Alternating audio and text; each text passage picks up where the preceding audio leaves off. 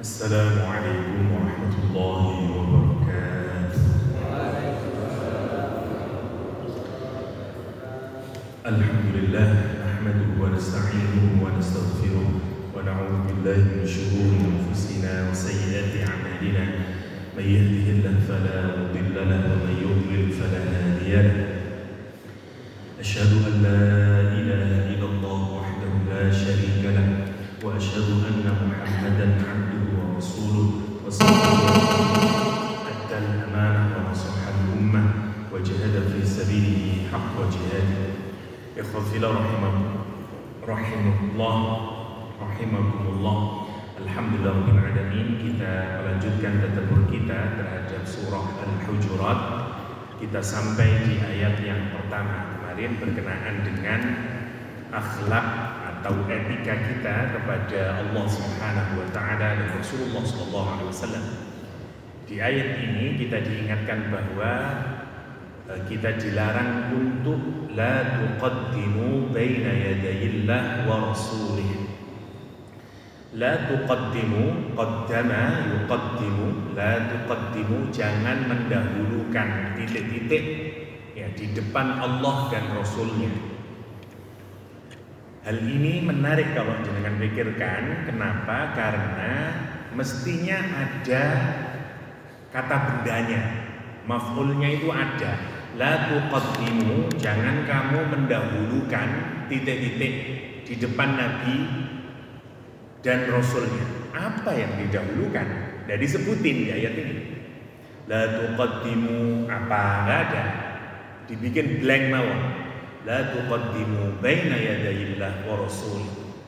Hei orang-orang yang beriman, jangan kamu mendahului, ya, jangan kamu mendahulukan titik-titik di depan Allah dan Rasul. Nah, prinsip dalam tafsir, kalau ada kata yang mestinya harus disertakan objeknya atau maf'ul bihnya, tapi kok tidak disebutin, maka dia menerima atau merangkum semua hal. Jadi kita tidak boleh mendahului apa ya kepada Nabi, semuanya. Kita tidak boleh mendahului apa ya kepada Allah, semuanya. Tidak boleh mendahulukan omongan kita, tidak boleh mendahulukan keputusan kita, tidak boleh mendahulukan tindakan kita, tidak boleh mendahulukan hatta diri kita. Singkatnya, kita tidak boleh memprioritaskan diri kita di depan Allah sama Rasulullah SAW. Ngoten maksudnya. Kita ambil contoh satu-satu dulu. Misalnya mendahulukan tindakan. Ayat ini kata Imam Baghawi juga berkenaan dengan kisah yang berkenaan dengan sembelihan. Jadi Rasulullah Shallallahu Alaihi Wasallam memerintahkan kepada para sahabat di Mina, tepatnya tanggal 10 Dzulhijjah, inna awwala ma nabda'u bihi fi yaumina hadza an nusalliya, kata Nabi. Hal pertama yang akan kita lakukan, kata Rasulullah SAW, di hari ini adalah salat Idul Adha. Summa narji'a fananhara. Nanti setelah itu kita akan kembali ke kemah kita dan kemudian kita menyembelih, kata Rasulullah SAW. Faman fa'ala dzalika faqad asaba sunnatana. Siapa yang melaksanakan persis seperti yang saya anjurkan, maka dia telah melakukan sunnah kami, sunnahnya Rasulullah SAW, sebagaimana yang diperintahkan oleh Allah SWT. Wa man dzabaha qabla an nusalliya, siapa yang menyembelih ya sebelum salat, fa innama huwa lahmun ajjalahu li ahli laisa minan nusuk fi syai'. Siapa yang menyembelih dulu padahal dia belum salat, maka itu adalah daging yang disegerakan untuk diberikan kepada keluarganya dan dia bukan termasuk bagian dari nusuk ibadah haji. Nah, yang menarik, ada sebagian sahabat yang menyembelih terlebih dahulu baru sholat. Nah, ayat ini yang pertama juga dikaitkan dengan perilaku sebagian sahabat ini yang menyembelih dahulu padahal dia belum sholat.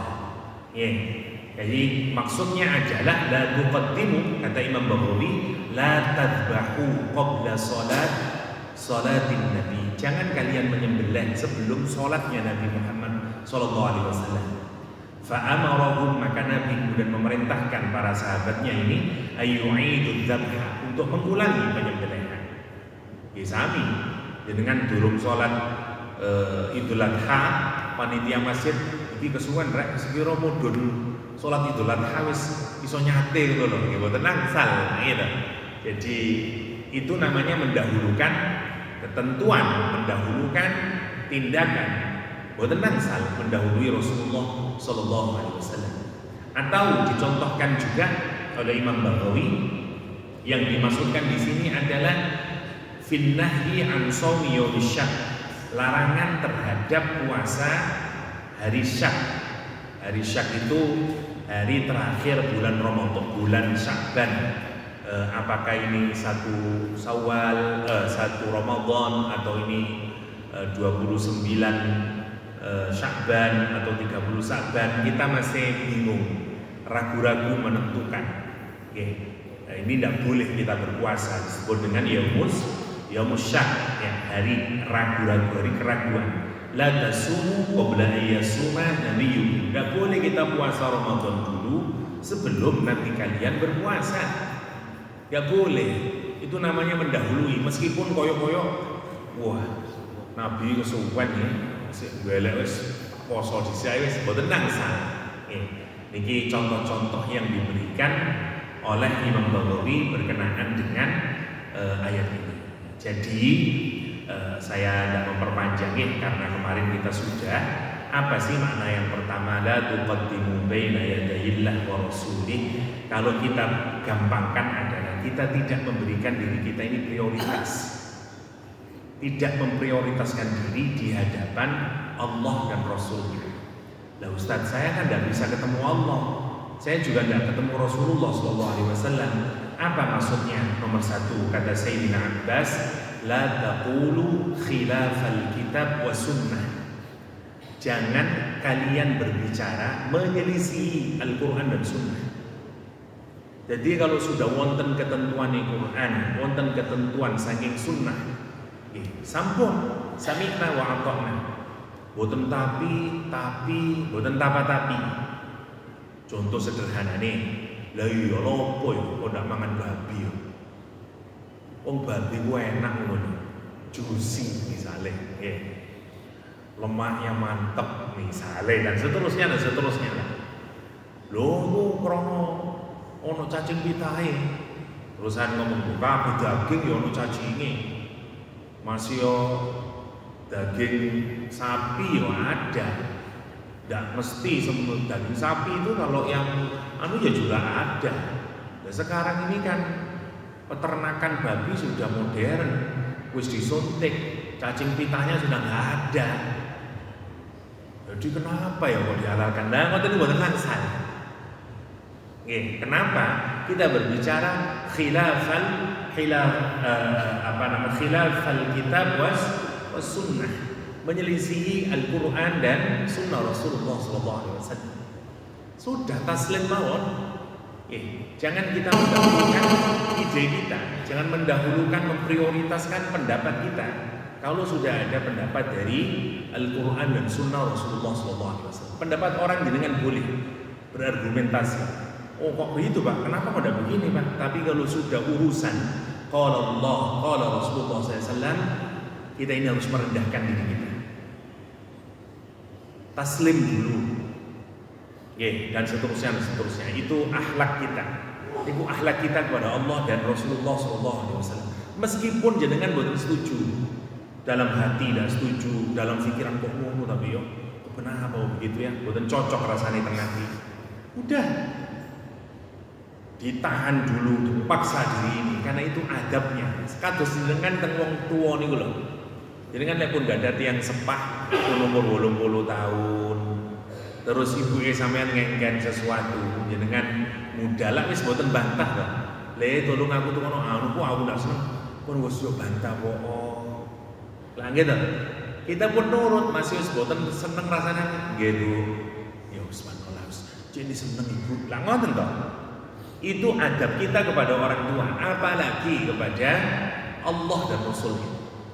Jangan berbicara khilafan Nabi nanti sampai turunannya. Ini nanti sampai turunannya, sampai ke siapa? Sampai ke para ulama. Lek wonten ulama ngendika sesuatu, yang itu kita tahu dia memang seorang yang alim, yang pembicaraannya didasarkan atas Al-Quran sama hadis, pun ngeyel. Saya kasih contoh, sekarang lagi rame Yai Muhib saking besuk Pasuruan niku rumiyin jagone bahsul masail Lirboyo mantun ngoten piyambake teng Yaman, orang alim di bidang fikih, dan beliau memutuskan di bahsul masail wonten pondoke sonhor haram. Rame wong ngomong sakwenake. Wonten salah satu penceramah, saya tidak mau sebutin lah, dari fitnah asal satu daerah. Yodek ini sih santri, alime nggih mboten jelas, ya tapi pinter ceramah lah dan seterusnya. Ya mboten saged nek dibandingaken kali Yai Muhib. Wah, semua orang Nahdlatul Ulama tahu beliau ini jagonya bahsul masail, memang seorang faqih, orang ahli fikih. Ngomong ae sak wenake ceramah dia, kata dia, wis ngono kok repot. Biasa ulama itu berbeda pendapat. Iku dadi lek Yai Muhib menyatakan haram ya ndak apa-apa, tapi lek sampean melu aku dengan tanglet teng aku, son horep ki apa? Halal apa haram? Halal wis ngono ae. Melu aku ae. Mboten wonten dalile, mboten wonten pijakane, asal jeplak mawon ngomong nih. Nggih, kula mirengaken yo opo iki sak wenake. Nggih. Kita ini kalaupun tidak setuju oleh pendapat ulama, misalnya gitu, menenjam, kecuali jenengan memang ahli juga, jenengan bisa ngontari dari iso, ono hadis yang menentang itu begini, silahkan. Tapi lagi kita itu buatan level pun, atau jenengan kalau buatan cecek nyuluri hati, memang ini duduk Quran hadis itu hasil keputusan para ulama. Tapi keputusan para ulama niku nggih tekan Quran kali hadis. Nah jenengan tetap meragukan, tanya sama ulama yang lain. Cari pendapat tapi mboten asal jeplak saenake. Niku mboten gak ada adab kita. Kalau diterusaken mboten gak ada kepada Allah dan Rasulullah sallallahu alaihi wasallam. Sampai terus argumentasi mboten masuk akal. Saya dengeraken niku ya Allah, rek saiki niki. Terus dia bilang apa kata dia? Dalam son horab di haram no, lah aku terus ceramahi pedot guluku terus gimmick haram. Yang mengharamkan sound system niku sinten? Masya Allah, yang diharamkan itu hanya sound horeg, bukan sound system. Nah, karena madharatnya besar. Bukan hanya beliau, Syekh Yusri, yang tahu Syekh Yusri, seorang ulama besar, guru besar wonten Al-Azhar University, wonten Jamaah wonten Jami'ah Al-Azhar Syarif. Beliau datang ke Indonesia. Ini guru besar Azhar nih. Wonten sonhor dikongkon berhenti dan saya Yusri. Dan saya Yusri ini juga sekaligus seorang dokter. Jadi beliau ini ulama, alamah, ngajar wonten Azhar, tapi lek mangsul teng griya praktek doktere. Keranten loro-loro nih beliau nih. Kita di dokter, terus dia menyatakan telinga kita ini punya ambang batas. Kata dia, kamu kalau terus mendengarkan kayak gitu, lama-lama kamu bisa tuli, dan itu tindakan membahayakan. Kau usah dilakukan yang begitu. Niku saya Yusri loh. Orang yang alim dan seterusnya, semua orang yang dari Azhar masih tahu saya Yusri dan seterusnya. Nah ini menarik kita nih. Nah, ini boten ngoten cara kita. Kalaupun jenengan boten setuju, ya cari ulama yang lain yang memang dia capable wonten ta pendapat lintune Pak Yai. Tapi boten asal jeplak mawon. Zaman sakniki ngoten nggih, otoritas beragama sampun berpindah. Wonten pergeseran. Dulu niku orang itu urusan agama boten wantun asal jeplak. Tanglet teng Pak Yai, nah gitu. Tanglet teng MUI, tanglet teng ulama. Ngoten jaman rumiyin, umpamane kula waktu alit nyembelih napa namine petik mawon teng ustaz teng kiai jaman rumiyin. Wong biasa boten wani nyembelih petik. Karo duwone. Saking nemene lah wong biyen iki. Napa kula ngertos iki soalé antri teng bapak kula. Jadi beli petik teng lek rumiyin nak ngoten to. Sakniki lah sekarang ada pergeseran. Orang sekarang untuk urusan beragama boten tanglet kiai. Tanglet teng YouTube, tanglet teng TikTok, tanglet teng Google, napa maneh sakniki tanglet teng ChatGPT. Lah gitu. Dan masalahnya, boten salah itu semuanya, tapi yang jadi masalah adalah jenengan ngertos standarte ulama. Lek kiai iki luwe alim dibanding kiai iki. Lek dalile kiai iki bener, dalile kiai iki tidak bener. Itu yang jadi masalah. Sehingga ketika jenengan memutuskan sesuatu berdasarkan dari YouTube, Syekh Google, kiai YouTube, alamah TikTok dan seterusnya itu. Nah, terus nopo kriteria jenengan milih A kok tidak milih B? Kriteria nopo? Nafsu, cocok-cocokan. Aku cocok ya kiai. Koyoke enak lah segini. Terus iki udah cocok kekerasan. Nah, ngoten niku boten kriteria. Fikih, boten ngoten kita memilih hukum niku. Lah gitu. Wonten standarte teng agama niku nggih, nomor setunggal. Kalau kita boten ngertos dalil, makom kita itu namanya taklid. Manut mawon. Wong kene ndak ngerti kok. Iki hadise sahih apa dhaif apa maudhu apa-apa ndak kula mboten ngerti Ustaz. Kula niki engineer Ustaz. Tukang listrik kula niki. Lek napa kok mboten murup lampune kula ngertos.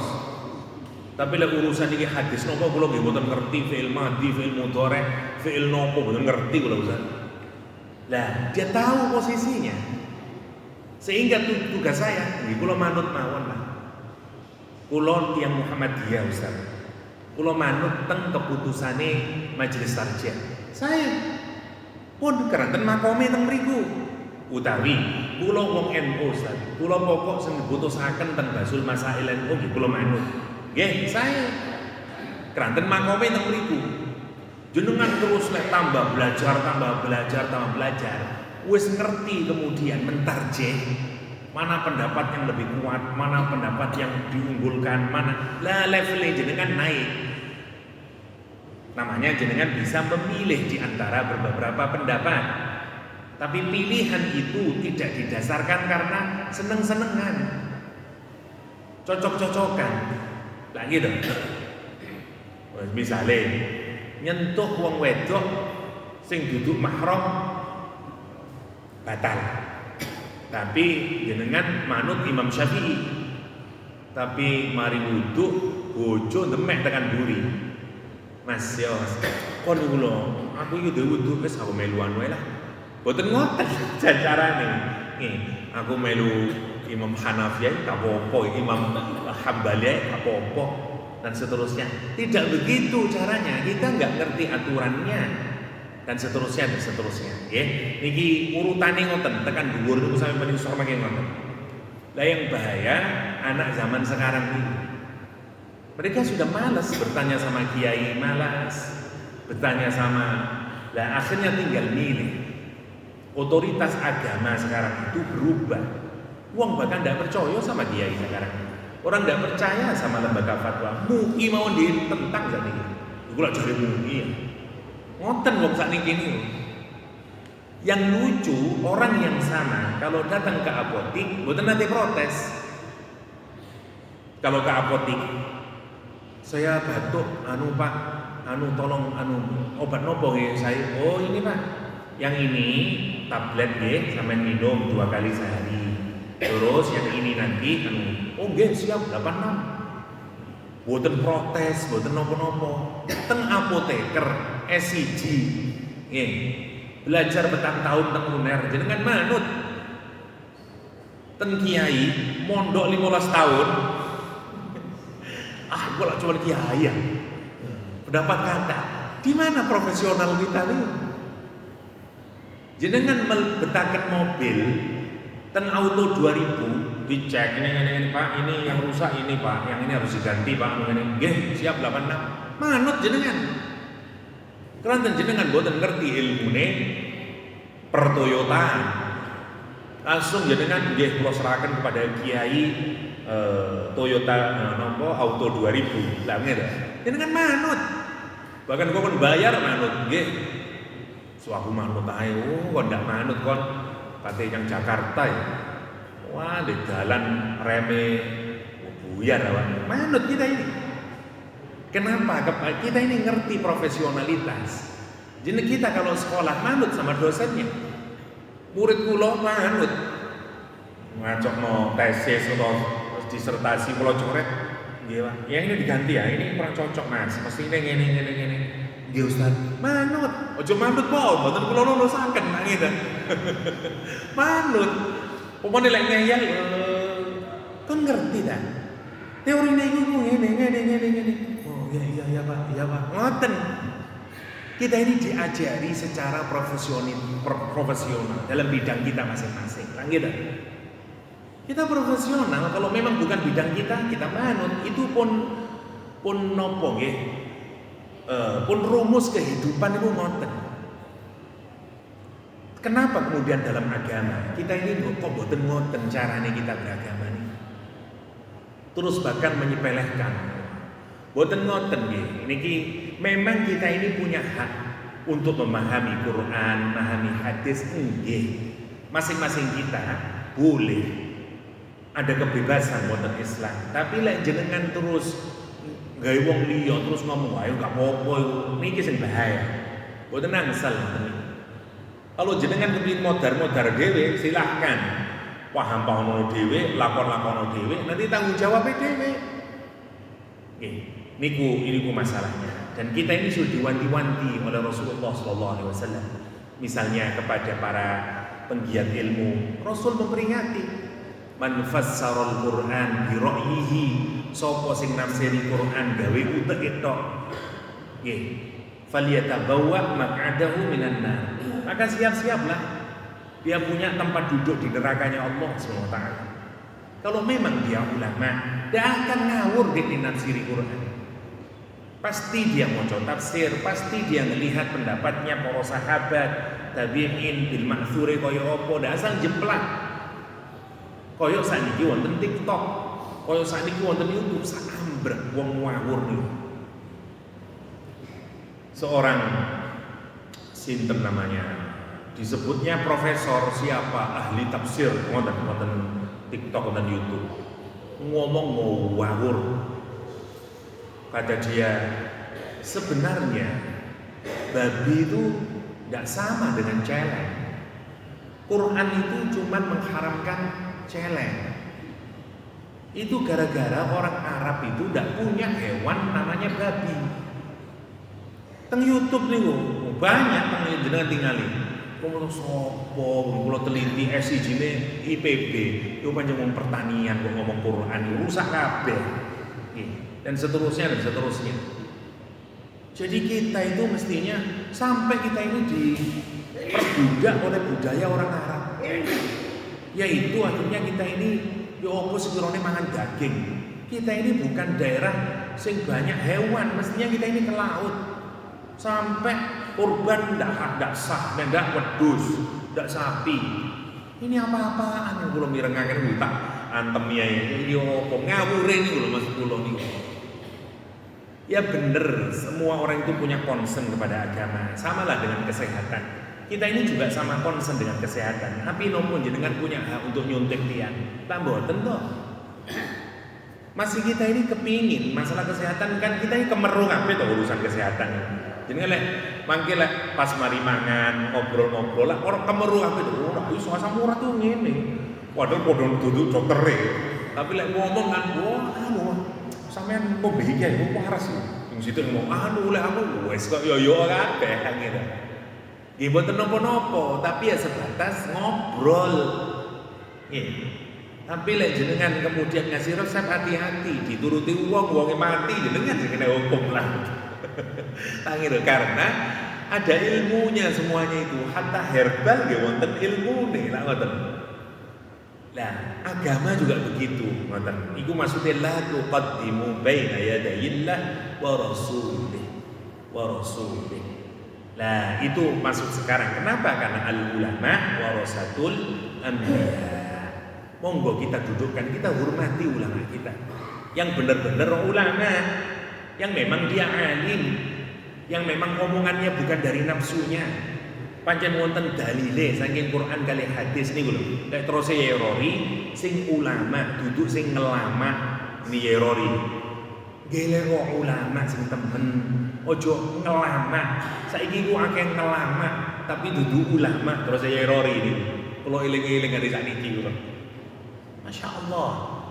Ini yang harus kita perhatikan. Niku la tuqaddimu nomor setunggal. Nomor kali naha ayatakallamu baina yaday kalami. Dulu maknanya kita juga dilarang untuk berbicara di depan Nabi sebelum Nabi memutuskan sesuatu. Menencek dhisik. Lek wonten urusan Nabi belum memutuskan, stop.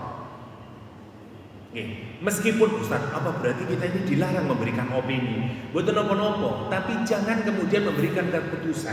Lihat akhlaknya para ulama, para sahabat. Di perang Badar, Rasulullah itu lah jenderal perang, meskipun Nabi sekaligus jenderal perang. Nabi memutuskan perang Badar, ayo kita terus. Semua ditanyain gimana? Nggih, siap-siap ya Rasulullah. 313 atau paling banyak 317 orang bergerak. Hujan deras terutama di kalangan orang Quraisy sehingga mereka susah jalan karena beletok kabeh pasir. Allah SWT di tempatnya para sahabat dan Rasulullah SAW udane boten pati deras sehingga justru memadatkan pasir dan membuat jalannya pasukan Nabi Muhammad SAW jauh lebih cepat. Setelah Nabi berjalan agak cepat bersama para sahabat, Nabi kemudian menyatakan kita dirikan tenda di sini. Kita di sini kita jadikan pos. Oke, dengan tentu perhitungan Rasulullah SAW. Wonten sahabat yang ahli persoalan tempat, karena dia mungkin ahli menghitungkan tebing gunung, memperhitungkan matahari, memperhitungkan air, jago lah. Kalau saat ini duko lah environmentalis dia matur dengan Nabi, ngapunten ya Rasulullah, apakah kita berada di posisi ini niku ketentuane Gusti Allah, ketentuan saking panjenengan yang itu berasal dari wahyunya Allah atau murni menurut pendapat panjenengan?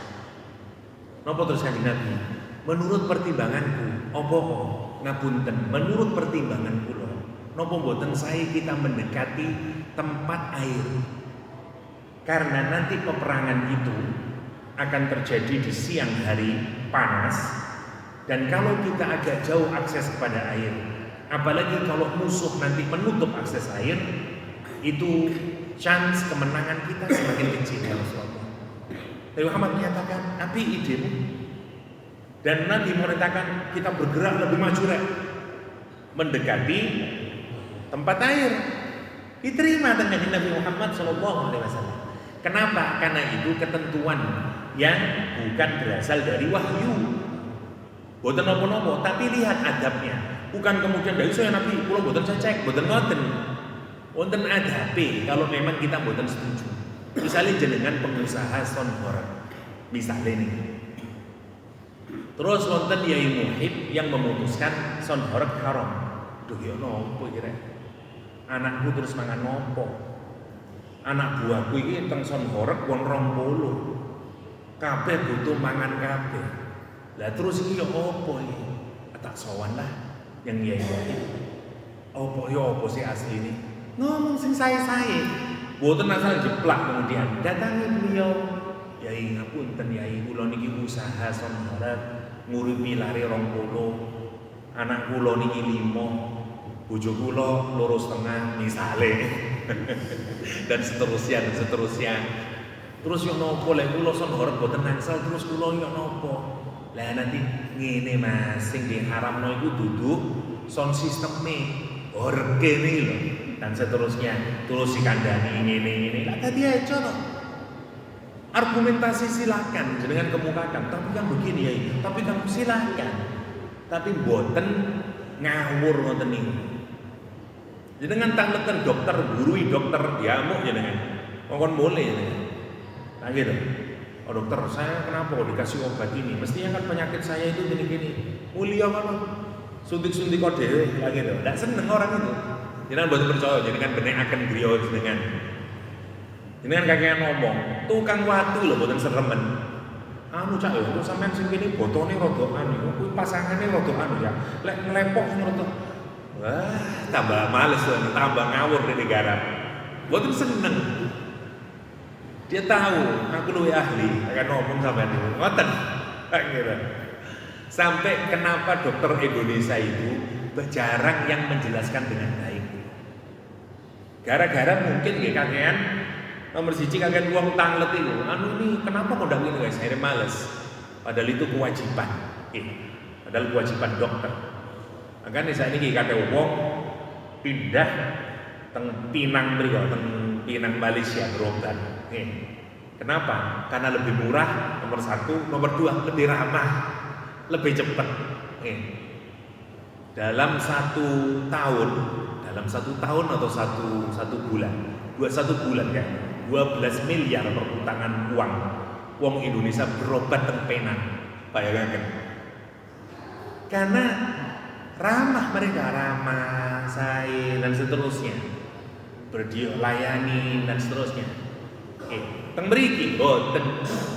Kan kata toh, dokter itu jarang nopo maneh. Ya dokter sing nyar-nyaran sakniki sing wis nom-noman iku rada lumayan mesem. Nanyai pasien, jelasin dengan baik. Sing biyen-biyen boten, terus ora sontek kae dan seterusnya. Ya gimana orang senang dan seterusnya. Makanya kalah. Harus kita akui layanan kita namanya hospital. Hospital itu saking kalimat hospitality. Hospitality itu bahasa Inggris. Hospitality itu kalau kita mentreatment orang dengan baik, namanya hospitality. Jadi kan nggak ada hotel, monggo silakan kasih minuman awalnya. Niku being hospital, itu namanya hospitality. Hospital tapi bukan hospital jerone. Diwedeni, wis mambu obat dan seterusnya. Jenengan ke barat.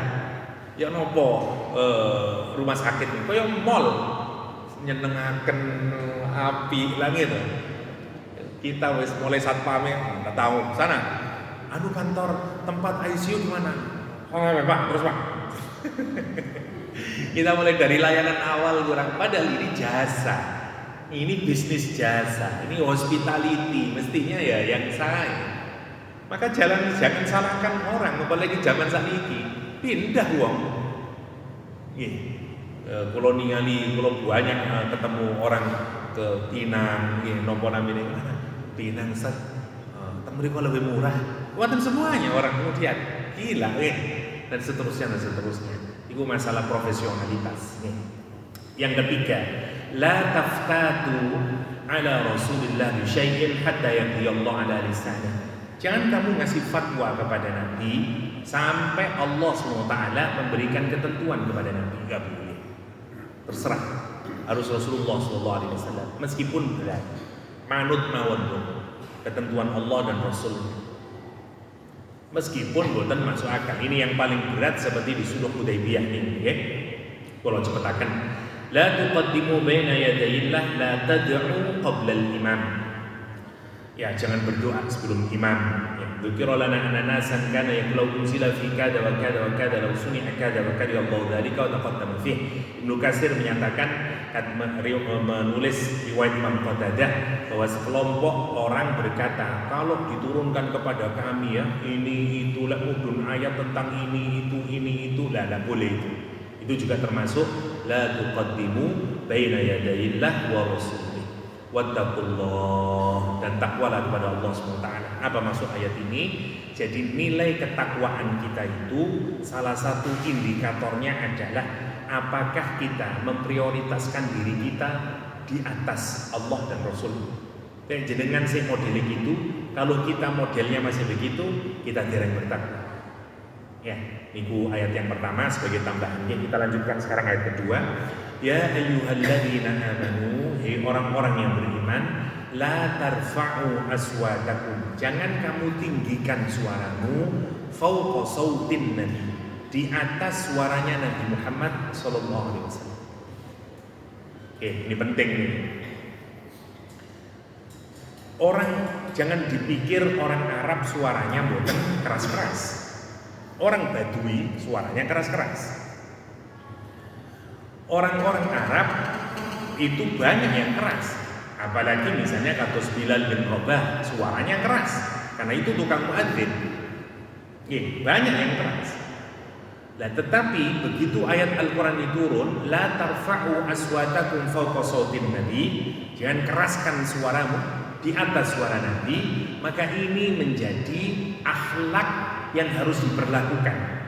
Kita harus kalau ngomong sama Nabi, ngomong sama wong liya mboten napa-napa.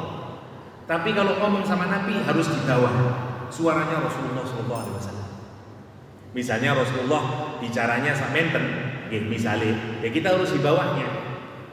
Meskipun jenengan wong Medan. Wong Medan omongannya kenceng, ya tetap mawon harus lebih. Niku maknanya. Ayat ini turun berkenaan dengan Thabit bin Qais. Thabit bin Qais niku telinganya agak bermasalah. Orang itu kalau telinganya punya masalah, suaranya kenceng. Jenengan kalau boten percaya, nanti pulang pasang earphone. Seharian mau pasang earphone. Nanti lah istri jenengan manggil jenengan jawabnya kenceng. Mas opo? Ngoten terus. Padahal itu karena kita mendengarkan itu. Lah, ada orang sahabat Nabi namanya sinten?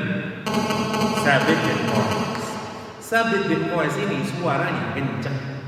Suatu hari yang menarik, ketika turun ayat ini, ya, dia mendengarkan itu, terus dia keluar habis mendengarkan itu, terus longgo di pinggir jalan. Nangis guguk Sabit bin Qais. Famarra Asim bin Adi. Asim bin Adi terus lewat min Bani Ajlan, dari Bani Ajlan, lewat di depannya. Terus ditanyain, "Maikika ya Sabit? Apa yang membuat kamu menangis wahai Sabit?" Kata dia, "Hadhil ayat iki loh. Ya ayyuhalladzina amanu la tarfa'u aswatakum fawqa sautin nabi," kata dia. Kenapa? Atakhawafu an takuna nazalat fiyya wa ana sayyidun, kata dia. Saya takut ayat ini turun kepada saya karena saya ini orang yang paling kenceng suaranya di Madinah. Aku wedi, paling aku sali neraka, kata dia. Qala famadha Asim bin Adi ila Rasulillah. Maka Asim terus meneruskan perjalanannya menemui Rasulullah SAW. Terus dia menyatakan kepada Rasulullah SAW. Dia ngomong gini ya Rasulullah SAW. Terus apa katanya Rasulullah SAW? Suruh mendatangi. Fa'ata imra'atahu Jamilah ibnata Abdullah bin Ubay bin Salul. Faqala laha, idza dakhaltu baita farasi fashuddi alayya ad-dibbah bimismarin fadarabathu bimismarin hatta idza kharaja atafahu wa qala la akhruju hatta yatawaffani Allah azza wa jalla aw yarda anni Rasulullah sallallahu alaihi wasallam. Dan ketemu dengan Rasulullah sallallahu alaihi wasallam, si Asim, sementara si Sabit bin Qais pulang ke rumahnya. Terus dia bilang sama istrinya, "Dek, aku tak mlebu kamar, tolong gembon dengan jogo. Saya tidak mau keluar kamar lagi. Hingga mungkin Allah mematikan saya di dalam kamar, atau Rasulullah SAW mendapatkan wahyu yang membebaskan saya dari kesalahan saya ini." Saking sumpah mikir ayat ini, karena kata dia, "Lah sapa maneh wong aku suarane paling kenceng sak Madinah. Pasti ini berkenaan dengan saya," kata dia. Karena itu dia sangat ketakutan. Nah, yang menarik sementara si Asim tadi, ya, setelah bertemu dengan Rasulullah SAW, kemudian dikabari, Rasul menyatakan, idhab fad'uhu li.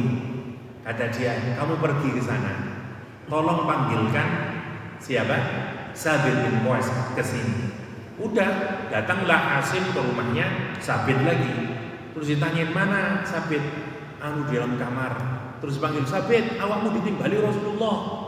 Begitu mendengar ditimbali Rasulullah, seneng. Wes jebolen ae ten anu niku, gemboke. Terus dia datang ke Rasulullah SAW. Nopo terus Kanjeng Nabi, mayuki kaya Sabit, opo sampean kok nangis opo? Kata Sabit, ana sayyidun, kula niki suarane kenceng ya Rasulullah. Wa atakhawwafu, dan saya takut ya Rasulullah, antakuna hadhil ayat ini nazalat fiyya, turun karena saya ya Rasulullah. Faqala lahu Rasul, nopo terus Kanjeng Nabi, ama tardo an ta'isa hamidan, apakah kamu ridho kalau kamu akan hidup dalam keadaan diridhoi oleh Allah Subhanahu wa taala, wa tuqtalu syahidan, dan kamu akan mati dalam keadaan syahid, wa tadkhulal jannah, dan kamu nanti akan masuk surga. Kon ridho ta uripmu bakal mulya, engko kon lek matimu mati syahid, mantung kon terus mlebu surga. Iku ayat turun yang awakmu, bal anta min ahlil jannah, riwayat yang lain. Kamu itu ahli surga Sabit. Seweneng napa terus Sabit? Raditu bi busrallah rasul, kata dia. Kula nemen ridhone dengan kabar gembira dari Allah dan Rasulnya. Lah baru setelah itu napa katanya Anas bin Malik, saya itu kesengsem kepada Sabit itu. Kenapa? Wonge wis urip, tapi Kanjeng Nabi menyatakan bahwa dia akan mati syahid, masuk surga. Tak titeni terus. Lek ono apa-apa tak gelek aku kepindro. Saya ingin membuktikan hadisnya Rasulullah SAW. Karena sampun saya doni Kanjeng Nabi. Anas memperhatikan nopo terus Anas bin Malik nanti wonten perang dalam salah satu perang di perang Yarmuk, seingat saya, niki Sabit bin Qais sampun sembuh, tapi dia tetap menyatakan saya mau ikut perang. Akibatnya terus ikut Sabit ini dikenal sebagai khatibu Rasulullah SAW. Dia dikenal dengan oratornya Rasulullah SAW, karena dia juga jago orasi bersama Hasan bin Sabit, podo pintere berkenaan dengan nopo syair dan seterusnya. Akhirnya apa yang terjadi, dalam satu peperangan beliau kemudian meninggal, ya, syahid di jalan Allah Subhanahu wa taala, sebagaimana dilaporkan oleh oleh Anas bin Malik. Singkat ceritanya, udah sesuai dengan prediksi Rasulullah SAW, beliau hidup dalam keadaan diridhoi Gusti Allah, yang kedua mati syahid, dan kemudian masuk surganya Allah SWT. Tapi begitu dia meninggal dunia, wonten ada tentara orang Islam, ya, waktu meninggal itu nonton jenazah Sabit bin Qais. Terus ditonton, loh, iki baju besinya kok larang, dijepit baju besinya.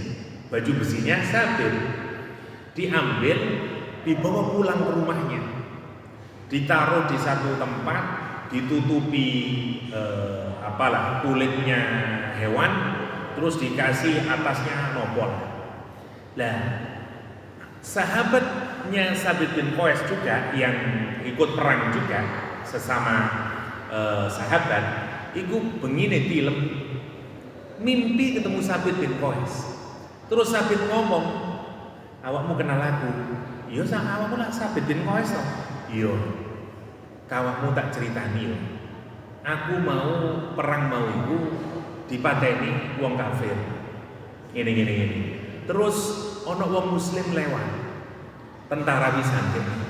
terus jepek baju perangku, terus nyedekne disingitno di pojokan omahe, nyimpen ngene. Omahe sing paling ujung dhewe karo omahe. Tolong critakno ya, yang pemimpin perang ini yaitu Khalid bin Walid jenderal. Kandakno yang Khalid bin Walid, tapi kono ojo ngomong lek mimpi. Ngomong lek aku wasiat sadurunge mati. Wis iku tok jalukku. Terus ngomong yang Khalid, cek Khalid engko jepek baju iku, terus kekno yang Abu Bakar As-Siddiq, krana aku duwe utang. Aku niat kate bebasno budak. Lah aku sing durung bebasno. Tolong engko iki baju besiku iku tolong dolen gawe bebasno budak iku. Tangi sahabat itu, aku semimpi ngene terus dikandhakaken kepada Khalid bin Walid. Cak, iku baju besi nih Khalid buat ngene. Tapi ndak ngomong ini mimpi. Diparani temenan persis seperti mimpi. Diambil diserahkan kepada khalifah, kepada Abu Bakar saat itu, ya. Terus dikandani inna alayya minad dain kada wa kada wa fulan min rafiqi atiqun wa fulan dan seterusnya. Nah, akhirnya baru dikasihkan, nanti dijual, digawe bayar utangnya, bebasakan budak. Terus nopo terus Abu Bakar Siddiq wala na'lamu ahadan ujizat wasiyatuhu ba'da mautihi ghairu sabit. Aku durung tahu weruh ana wong wasiat padahal wonge wis mati kecuali Sabit bin Qais. Masya Allah, niku hebate karomahe Sabit bin Qais. Sampai saya do mawon saged ngoten. Angin menarik. Ngomong saleh niku ngoten nggih. Kula enggak ada kanca namine Ustaz Aib Saifullah yang Jawa Barat mriku, alumni doktor alumni Azhar. Beliau hafizul Quran, S1-nya ngafalaken Quran, matur-matur S2 teng Azhar, S3 teng Azhar. Lah waktu teng Azhar dia itu bermimpi gurunya, guru tahfidzan, guru Quran. Gurunya itu pakaiannya lusuh, berdebu, compang-camping, dengan boten senyum. Kaget dia mimpi, dan itu berturut-turut 3 hari. Terus dia bilang, kenapa ya saya mimpi? Kok mimpi guru saya dalam keadaan semacam itu? Dia ini boten sekencok. Akhirnya apa yang dia lakukan? Dia tanya kepada salah satu syekh di Azhar. Saya mimpi begini. Kata saya Azhar, itu siapa gurumu? Mungkin menurut saya gurumu itu sudah wafat sekarang. Dan dia mungkin baju kain kafannya belum dibayar. Bener ditelepon teng Jawa Barat. Iya bener si oleh si wingi meninggal dunia ngene Pak Yai ngene. Terus tanglet ini. Nopo kain kafani sampun dibayar. Terus ditanglet, ya Allah lali, jaluk yang toko ya biasa jenenge emergency diutang dhisik tapi sik durung bayar. Matur-matur terus peseni, terus dibayar. Matur-matur dugi maneh gurune mimpi. Teng mimpi dugi maneh. Napa teng jerone mimpi sakniki klambine putih bersih dan kemudian tersenyum lebar. Dan mengucapkan terima kasih. Kula diceritani piyambak nih teng Ustaz Air. Masya Allah Ustaz kata dia. Ini wong saleh ngoten.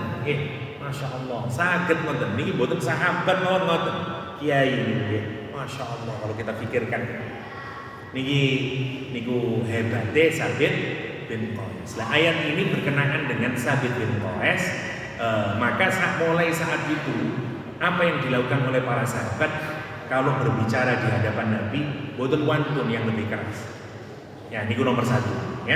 Lah Ustaz, sekarang kan kita sudah tidak ada Nabi. Terus bagaimana aplikasi dari ayat ini? Terus para ulama, ayat ini tetap berlaku hatta ketika Rasulullah sampun meninggal dunia. Makanya kalau jenengan ziarah, boten nangsal meninggikan suara. Menawan pada ziarah teng Rasulullah SAW, to tahlil pun kenceng-kenceng lek pengajian Nabi. illallah la ilaha boten tengah dengan Nabi boten angsal. Karena itu bagian dari adab kita kepada Rasulullah SAW. Misalnya jenengan badhe tahlil, monggo silahkan boten napa-napa. Nggih, teng jero Masjidil Haram, teng Masjid Nabawi. Nggih, menawi lek teng ngaji kuburan ya mesti diobrak-abrik askar boten saged cukup donga mawon lan mriki. Tapi boten usah kenceng-kenceng. Nggih, niku bagian dari adab. Bagian dari adab. Biasanya wong Syiah kenceng. Antri rame itu rame wong Syiah. Wow, sholli ala Muhammad. Rame biasanya. Askari ngamuk-ngamuk dan seterusnya. Nah, tidak boleh. Para ulama menyatakan termasuk adab juga meskipun beliau sampun meninggal dunia. Sing wafat kula jasad itu. Kita ini tidak boleh menyatakan orang yang syahid niku mati. Boten angsal itu. Apalagi Rasulullah sallallahu alaihi wasallam. Setiap jenengan kirim sholawat, Rasulullah mendengar sholawat kita. Napa maneh jenengan ziarah? Terus jenengan menyatakan Allah, assalamu alayka ya Rasulullah. Kados donga ziarah niku teng Kanjeng Nabi. Nabi mendengar. Dan langsung sebagaimana di hadis, Nabi membalas kemudian sholawat yang dikirimkan kepada Rasulullah SAW. Jenengan sepisan dibalas ping 10. Kan begitu kita ini, assalamualaikum ya Rasulullah, assalamualaikum ya Nabi Allah, assalamualaikum dan seterusnya. Matur-matur kita terima kasih kepada Nabi. Terus kita memberikan persaksian kepada Nabi. Asyhadu annaka Rasulullah, atal amanah, nasahal ummah, jahad dan seterusnya. Masya Allah niku siap. Boten nangsa. Nah niki pada konteks sekarang. Yang ketiga. Wala tajharu lahu bil qawli kajahri ba'dikum li ba'd. Jangan kalian mengeraskan atau jangan kalian memanggil ya, dengan keras kepada Nabi Muhammad sebagaimana kamu memanggil kepada orang yang lain. Misalnya ngeten. Pak, ini Pak, boten angsal dengan Nabi. Muhammad, boten angsal. Boten angsal kita begitu. Kita diatur nomor setunggal. Enggak boleh jambal dengan Nabi. Boten angsal kita ngomong Muhammad, boten angsal. Harus ditambahi Rasulullah, Nabi Allah. Jadi yang petani teng Quran. Hatta Allah Subhanahu wa taala di dalam Al-Qur'an tidak pernah memanggil Nabi Muhammad dengan panggilan nama saja. Selalu dikasih ya ayyuhal muddatsir, ya ayyuhal muzammil, ya ayyuhan nabi. Boten langsung, boten wonten teng Quran ya Muhammad, boten wonten. Tapi untuk nabi-nabi yang lain ya Muhammad, ya nabi yang lain ya Yahya khudil kitaba bi quwwah, ya Adam, ya Musa, ya Isa, ya Daud, wonten teng Quran. Tapi boten wonten teng Quran ya Muhammad, boten wonten. Saking dihormatinya Rasulullah oleh Allah SWT. Jenengan petani deh. Nopo Abu Bakar nate ngomong anak mantu, boten nate. Padahal mantune lho niki.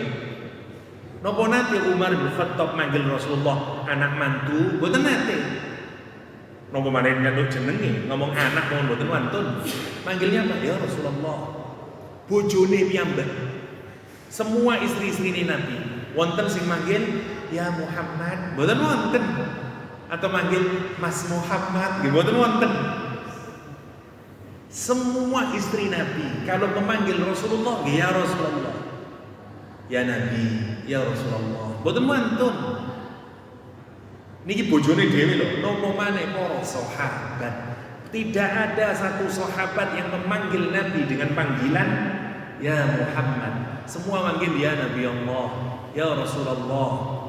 Bahkan Abu Dzar Al-Ghifari kalau manggil ngeten, ya Khalili ya Rasulullah. Wahai kekasihku ya Rasulullah. Masya Allah. Nggih.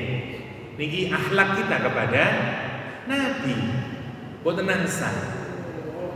Niku saking hebatnya Nabi. Tapi kalau wong-wong barat nggih teng kajian-kajian saenake Muhammad pergi ke biasa mawon macane mboten Islam. Nah, minimal nek wong Jawa ditambahin apa? Kanjeng Nabi. Lah ngoten to. Kayak Kanjeng Nabi Muhammad utawa Sayyidina Muhammad dan seterusnya. Itu bentuk respek kita kepada Rasulullah sallallahu alaihi wasallam. Kenapa sih kita harus begitu? Tidak boleh mengeraskan suara, tidak boleh memanggil Nabi sebagaimana panggilan kepada orang yang lain. Karena kalau kita melakukan itu antahbatu a'malakum wa antum la tashurun, akan habis semua amal ibadah sementara kamu tidak menyadari. Jenengan kuatah duwe amal wis, tapi lek jenengan mboten duwe adab teng Kanjeng Nabi, kok ono ganjarane ilang kabeh amale. Ini bukan persoalan kecil. Antahbata dalam bahasa Arab nih, habata niku teng bahasa Arab nek jenengan makan sesuatu mari ngono lara weteng. Padahal sampean tadi itu mari mangan sate, mari mangan gulai, mari mangan semua yang baik-baik sampean pangan pun. Mari ngono mangan sesuatu terakhir ngombe nopo ta terus lara weteng. Akhir kuape lara kabeh. Wong Arab ngarani ngoten niku habata. Apa maksudnya? Kita ini gak ada amal soleh, amal ini, amal itu. Tapi lek jenengan boten duwe adab teng Kanjeng Nabi, habis semua amal soleh kita. Niku terus Al-Qur'an, boten terus sinten-sinten. Antahbata a'malukum wa antum la tashurun. Nggih, hancur lebur nanti amal kita itu. Dan kamu tidak menyadarinya gara-gara boten gak ada adab teng Kanjeng Nabi. Makanya kita boten nangsal ngomong menurut Muhammad, boten ngoten, menurut Rasulullah atau Sayyidina Muhammad. Nah, sekarang terakhir untuk ayat yang kedua. Terus lek menawi maos tahiyat ya nopo Ustaz? Teman-teman Nahdlatul Ulama tahiyate asyhadu an la ilaha Allahumma sholli ala sayyidina Muhammad wa ala ali sayyidina Muhammad. Wong NU, wong Muhammadiyah atau orang Salafi dan banyak wong di Indonesia niku Allahumma sholli ala Muhammad wa ali Muhammad. Boten wonten sayyidina nih. Lah niku kok langsung Muhammad Ustaz. Berarti niku boten gak ada adab boten Kanjeng Nabi. Nah, niki pancen wonten dua hal niki.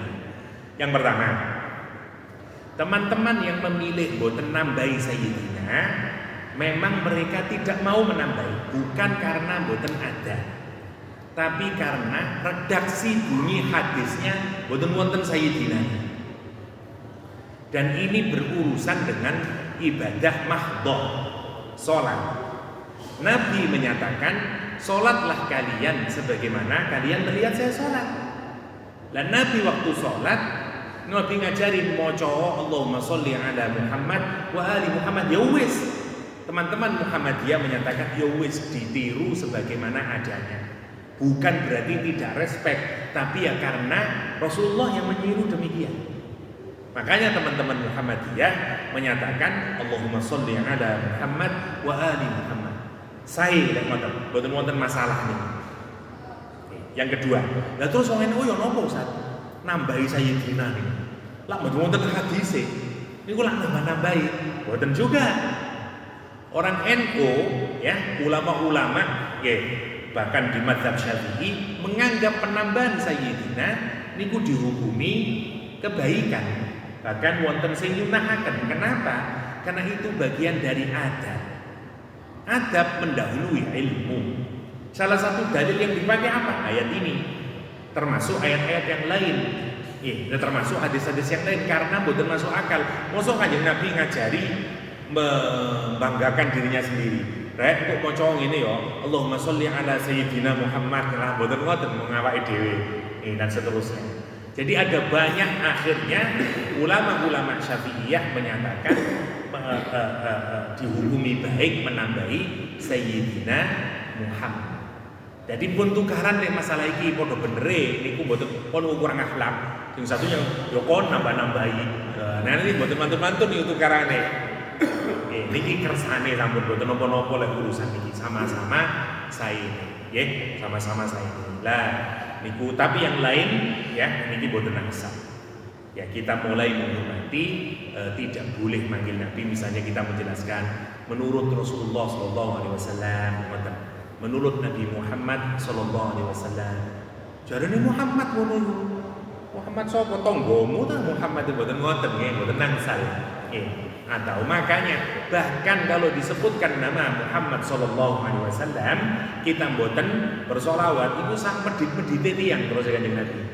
Niku saking jelek itu memberikan respect sinten sing ada aturan ngoten Gusti Allah ngengken sebagai bentuk nopo, bentuk penghormatan kita kepada Rasulullah Sallallahu Alaihi Wasallam. Niku akhlak kepada Rasul, akhlak kepada Rasul.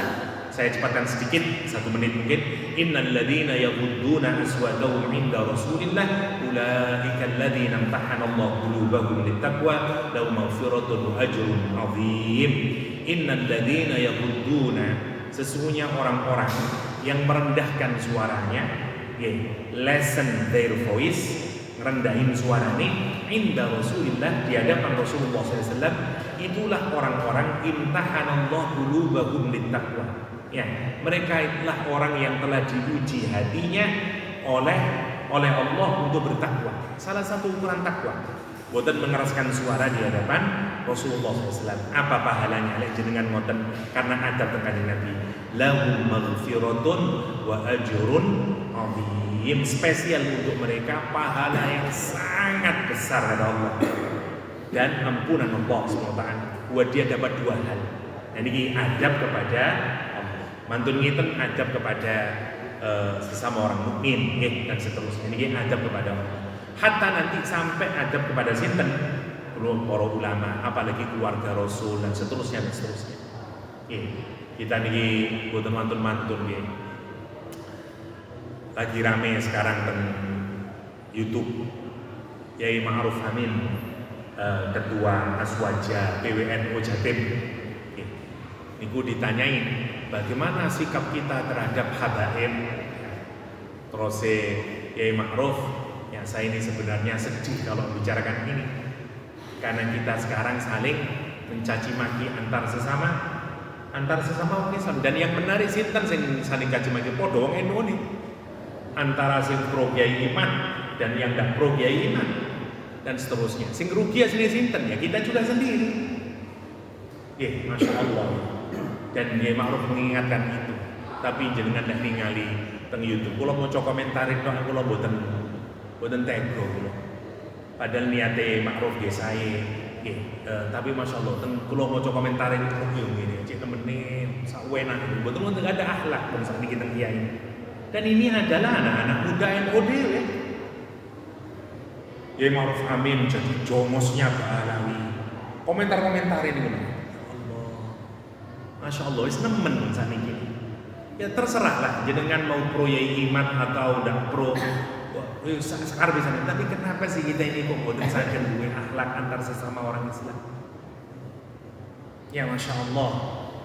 Jadi ini yang kita sedihkan. Jadi sekarang itu malah bolok-bolokan. Ini bisa pro iman atau tidak ini dan seterusnya. Ini dan seterusnya. Rusak kita. Muhammadiyah tidak peduli dengan itu semuanya. Muhammadiyah tidak nanti berurusan dengan habaib. Si berurusan kali habaib apa NU? Saat ini sing malah tukaran sinten yo antara NU nih. Masya Allah kalau kita pikirkan nih, popoan ngoten nih. Padahal itu boten kaitannya, dan ini yang menarik. Saya akhiri dengan satu orang yang boten gak ada respect dan keluarga Rasulullah SAW.